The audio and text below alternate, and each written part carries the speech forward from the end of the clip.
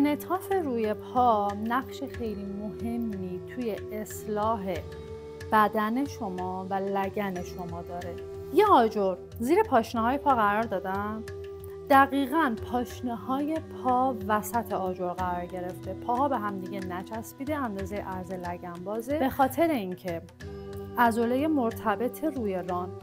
قفسه سینه هستش که کمک میکنه هم اون منعطف‌تر بشه، هم لگن زودتر و ماندگارتر در جهت اصلاح قرار بگیره، هر دو دست رو بسته به انعطاف مچ دست و ساعد و عضلات عرضی سرشانه و خود قفسه سینه به سمت عقب نگه میدارم. سر در راستای ستون فقراته، تا جایی که میتونم شانه ها رو از پشت به هم دیگه نزدیک کردم، قفسه سینه رو باز کردم،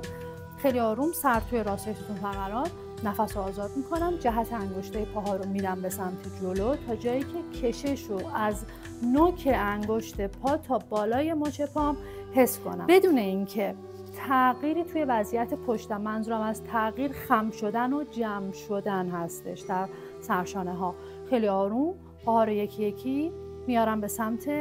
بالا. این حرکت به غیر از این که میاد روی این مواردی که گفتم کار میکنه، برای افرادی که دچار زانو درد هستن و احتیاج دارن که عضلات چهار سر پاشون قوی بشه هم خیلی مفیده.